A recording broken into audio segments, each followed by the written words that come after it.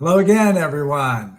We're back for another People Come First, the book live with my co-hosts, Linda Vettrus-Nichols, Hello. Jenny Langren, and John Chapelier, and our very special guest and dear friend and colleague, Steena Marie. Welcome, Steena. Thank you, Terry. Well, we're excited to be here with you. We have an interesting subject line today, letting go from our book. There it is. And a really appropriate person because she helps a lot of people with various things and Including copywriting. Copywriting, yeah, big deal, big copy person. So Excellent. we're going to talk a little bit about letting go, Linda. Absolutely. So what do you think of when you hear the words letting go? How about you, Steena? What kind of comes to mind real quick when you think about that? Well, I was reading my own book this morning that Linda helped me with a couple of years ago. And I happened to come across a statement that talked about, or a part that talked about both you and Terry helping me to rewrite stories and how frustrating that can be when someone tells you that you can rewrite a story because we want to cling to the story. And I got it. I saw the value in it. When I came to understanding the value in rewriting the story, I said it can be challenging to learn to let go of the evidence. And so, yeah, there's a process of letting go and dealing with evidence that is coming up for me. Nice. Yeah. And that takes me to addicted to drama, which is another thing I work on with my clients. And Jenny and I have had lots of conversations around that as well as Steena and I. So Jenny, what comes up for you when you hear about that, or when you hear the word or letting go, or the concept of letting go?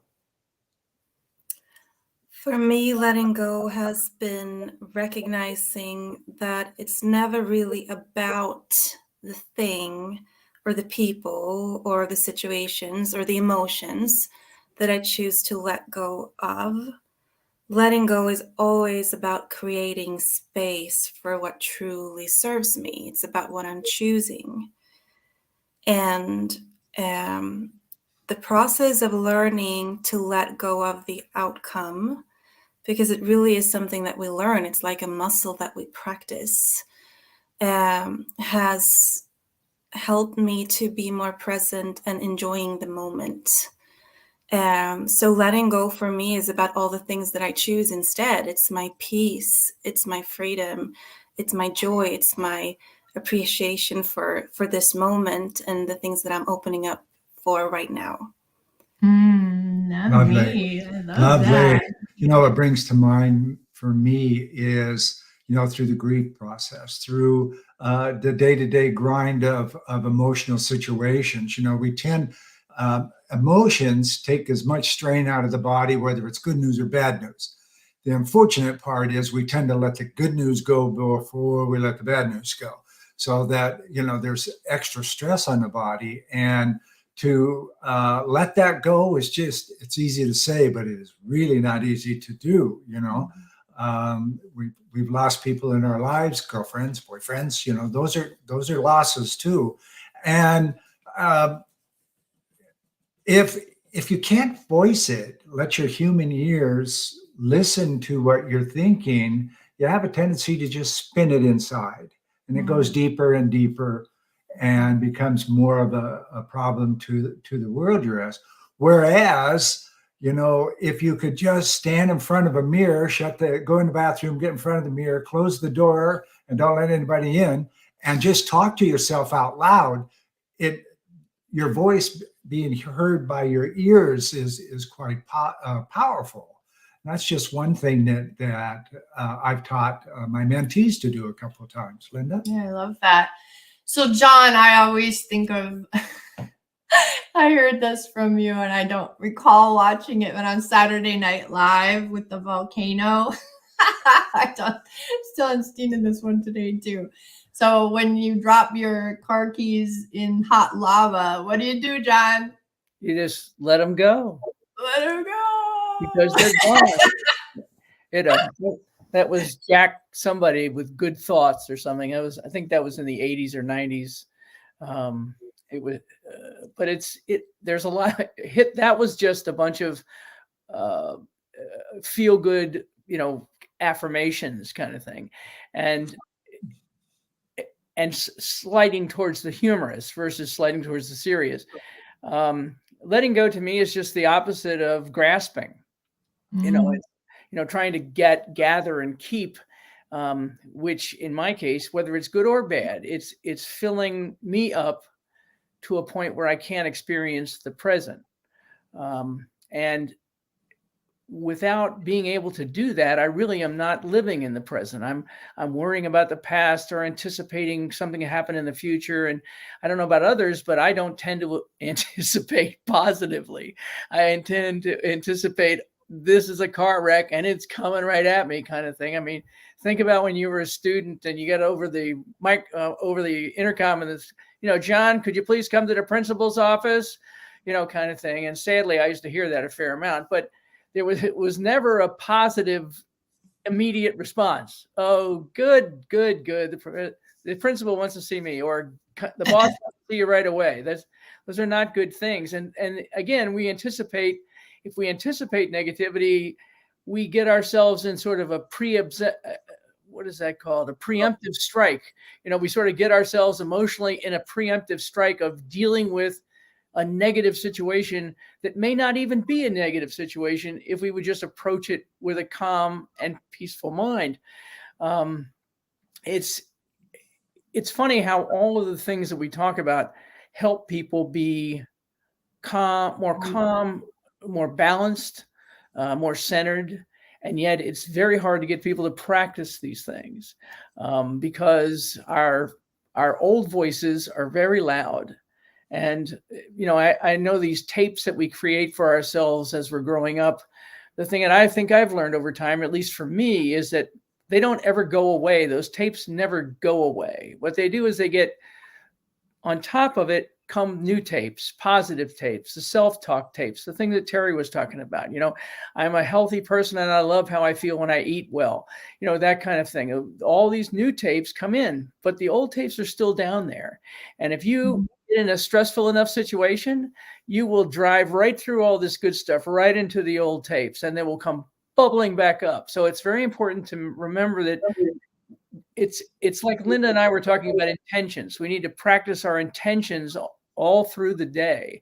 And we need to practice letting go all through the day. These negative situations come up, or thoughts or people or places or situations come up. We need to remind ourselves, I let that go. I let that go so I can be here. Because if I don't let it go, I can't be here. I can't be at the kids' musical. I can't be in the meeting. I can't be on the phone. I just can't. So let it go and leave it alone. Yeah, right. Yeah. And Terry and I talk about with neural pathways in the brain, the old pathway will always be there. And, it's about building a new neural pathway and then choosing which pathway you want to be on. And if you find yourself over on the old pathway, again, it's still a choice to get over to the new pathway.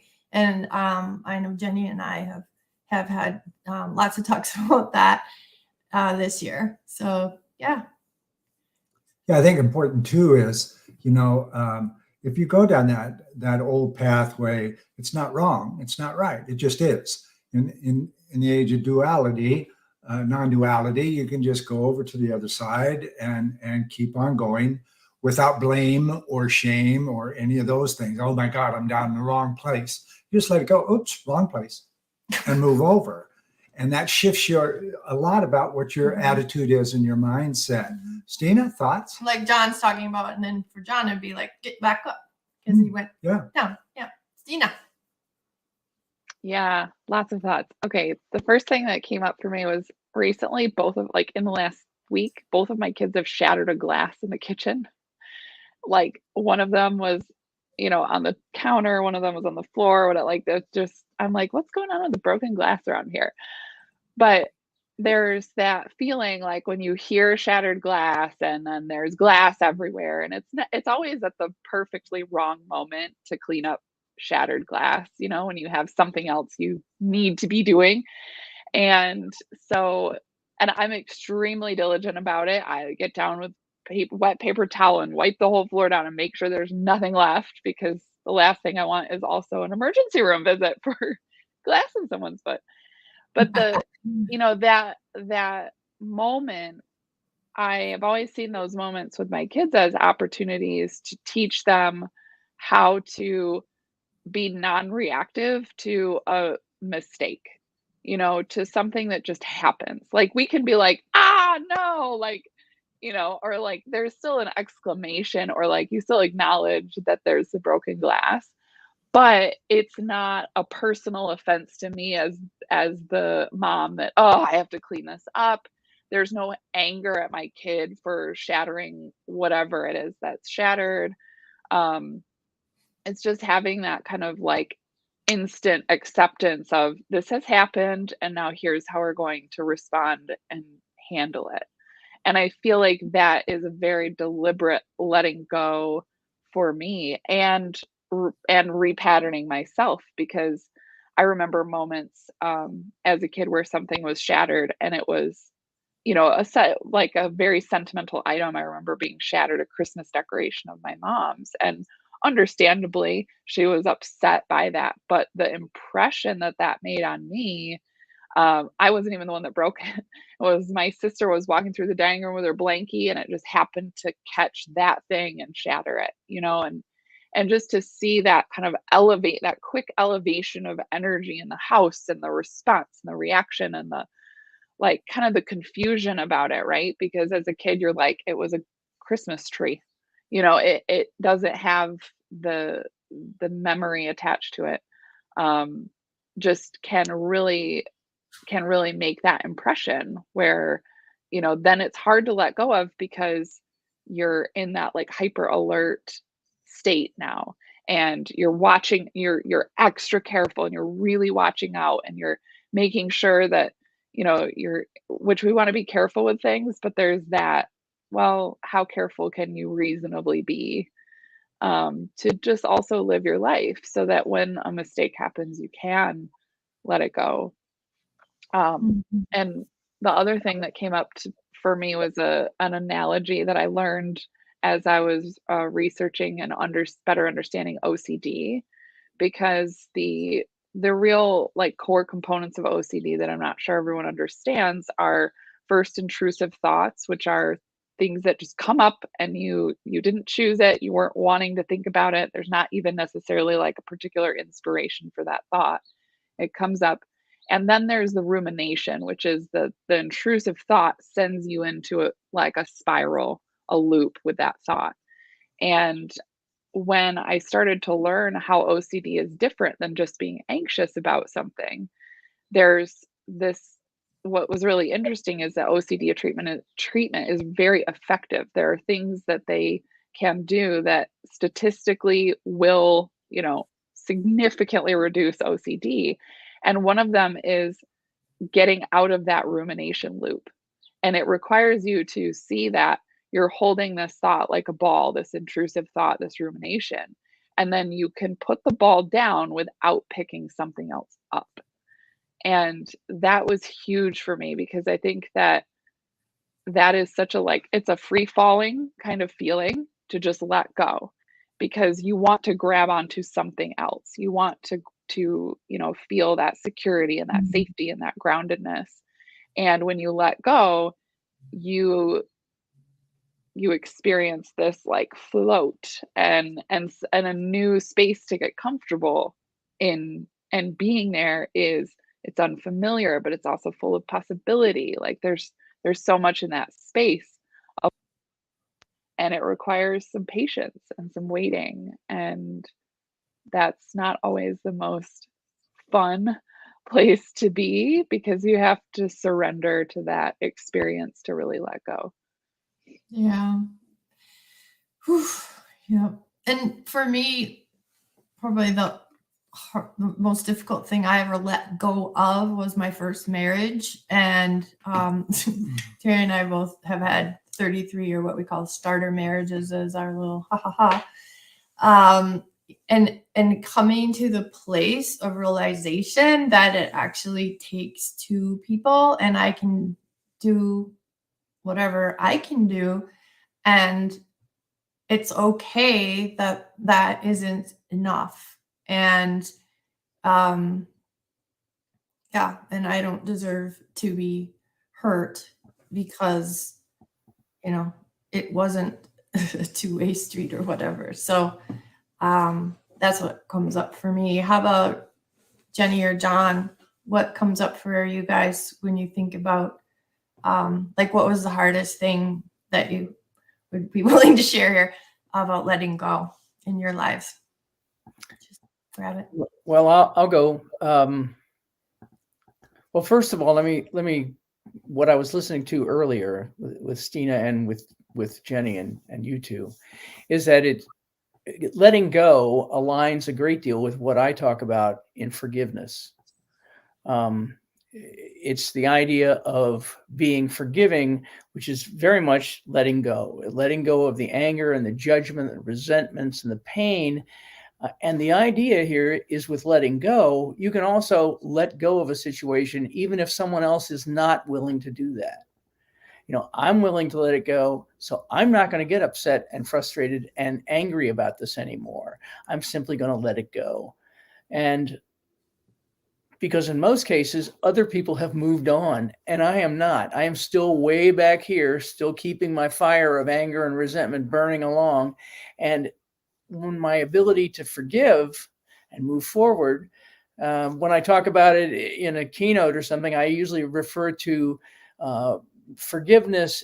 Without forgiveness, we tend to walk around with this giant bag of resentment and anger and judgments over our shoulder, and we fill it up during the day, and then we pack it in tight and throw it over our shoulder and take it home, and then we fill it some more, and then we take it back to work.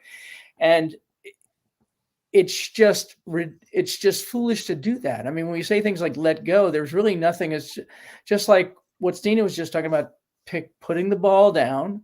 It's just a way in which we can perceive the way we behave intellectually or emotionally. There's not a real ball and I don't have to put it anywhere. It's just realize this is not any good for me, so I'm not going to do this anymore. And I know that sounds very simple, and in most cases we have to sort of fight against old behavior to get to new behavior. But we also talk about the fact that all new behavior is uncomfortable. All new behavior is uncomfortable. And we have to, if it's good for us, then we have to practice that new behavior and move through the ability to be uncomfortable until we get to the point where comfort kicks in and this becomes the new pathway, like you were talking about with your neural pathways. Probably the biggest thing for me was something that's not as emotionally connected, but it was something that had a great deal to do with my level of success and my value, which was losing my company in 1991. And I can go through all the rigmarole, which I'll skip. But the idea was, company fights bank, bank always wins. It's pretty much that way. So, I had a company I'd built up for 12 years. We had about 300 employees. We were doing a lot of business. We never missed any payments. And the bank just came in and said, thank you. We'd like to have all our assets back. And we'd like it in 10 days. So basically all the people lost their jobs. I was sort of trying to figure out what to do next. And so it was a very, it was a small town. So it was one of those things that everybody knew about, kind of thing. So, and then my sense of ego, my sense of wow, I just become a big shot. So now I have to be a recovering big shot. And, it was just one of those things where it was very hard for me to become, because one of the things that I talk about in forgiving is to then become grateful for the experience. because that gratitude for the experience helps me grow in a positive way past it.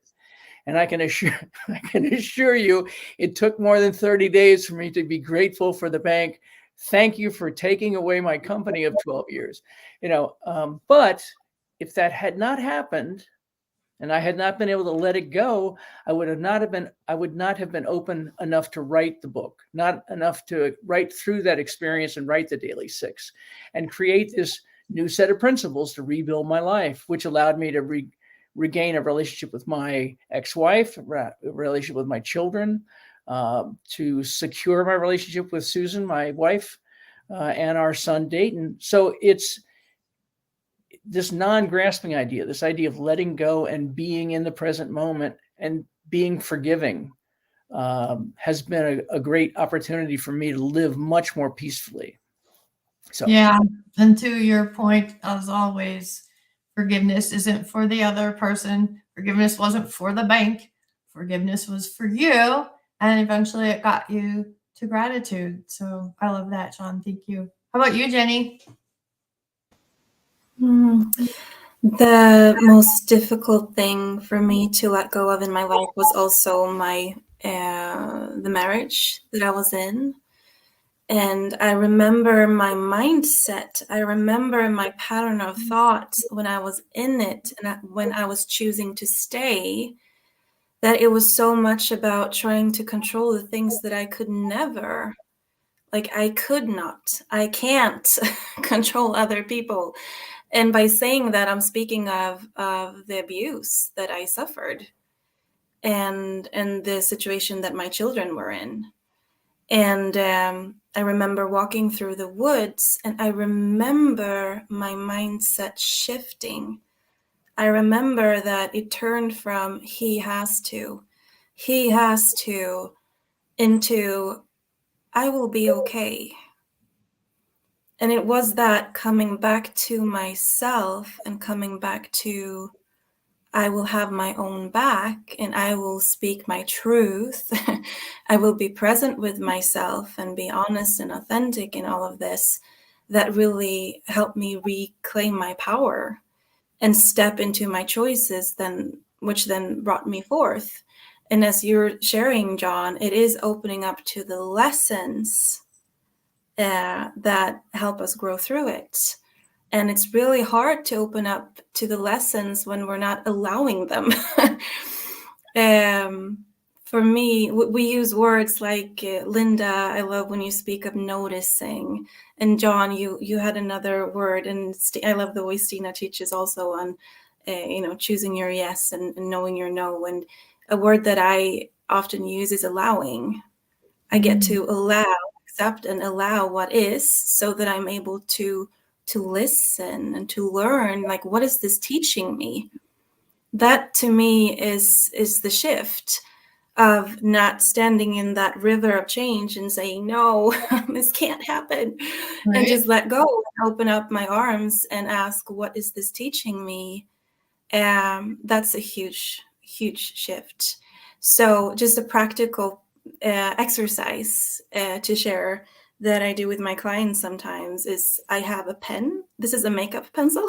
But just considering I am holding on to this pencil, just considering how much energy that takes for me, how much strength in my hand and my muscles to hold on to it. And to me, allowing is to allow my palm to just be open and let it be. And it's from that place that we get to listen and learn and grow forward. Love that, love that, love that. How about you, Terry? Well, in our practice, we have such a thing as neutralization wording. It's a long sentence where you get upset at something or someone, including yourself. And as odd as it may sound, it's very healing and releasing. And somebody just did something to you. The first thing out of your mouth is, I love you and I forgive you, so I can love me and forgive me and release this angst. And your body just shifts. Your pole and your attitude, everything just shifts back to the middle and into the presence. And that's a very powerful, simple sentence. And our clients use it regularly. I use it years after I went through the repetitive behavior cellular regression 30-day VIP experience. And I probably use it at least once a week, even on myself, because it takes me from here to here in seconds. Works well in the Right. car. Yeah, yeah, it works. Just all cut the to the time. chase. I love you. Yeah. So letting go is like John, there's a certain amount of angst for my once wife, my ex, to this day. However, when I address that or it comes up, I neutralize it, right? Because she no longer has any strings on me and I don't on her. We're on our separate journeys. And we have a shared daughter that we both take care of, even though she's 48 now, but she's still our daughter and she'll always be. And so there's other considerations other than grabbing that stuff and holding it ourselves, right? So, yeah. Steena, you got something there? Oh, just good conversation about forgiveness. I had a friend this week say, focus on what you desire, allow it to come. And my first thought was, the last time I did that, it got me into this situation. and I thought that was it was interesting that was my response. And I was so glad that I could hear myself and see that was what was coming up, was a fear that if I allow myself to fully acknowledge what I desire, and then I allow that to come in, like in my mind playing that scenario out, what comes next is pain and hurt and rejection and abandonment and all of the things that you don't want to feel, that you don't want to experience. And so Jenny, when you were talking, I was thinking about self-trust. And for me, forgiveness is a process of going back to when I first made that decision to, say, get married. I also had a first marriage, that was difficult to let go of. And there is a time that you made that decision and you believed with everything that you could believe that was the right decision for you in that moment. You did your best. You made the best decision you could with what you had.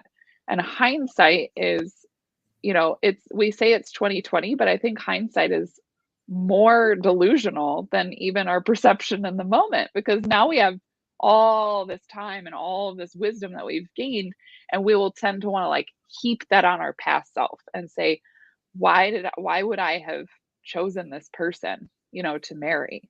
Well, we do it because we have reasons to do it. We make those choices. So when we say I trust myself and I trust that past me, that I did the best that I could, I made the best decision that I could, then we can forgive ourselves so that as we, leave the marriage, we can trust ourselves in making a new relationship choice. And that's not easy. That's a recurring theme today. This is easier to have a conversation about, easier to talk about past experiences, harder in the moment to trust that I can move forward, honoring my desires and allowing good things to come in without the fear of losing them, being rejected, being hurt by them. And that's really quite an intense and rich journey to be on, self-trust and self-forgiveness. I love it. Terry, did you have That is, that was tough for you? no, actually, I was just going to wrap this up. And it's a nice place to let go. All of us have a very unique gathering here right now. We've all had other marriages and that whole principle. And at one point or another, we've lost somebody. And so our letting go, I hope, ladies and gentlemen, was pertinent for you and relative. And we hope that you keep watching our series each week. We'll see you again soon. Thanks for stopping. Bye-bye for now.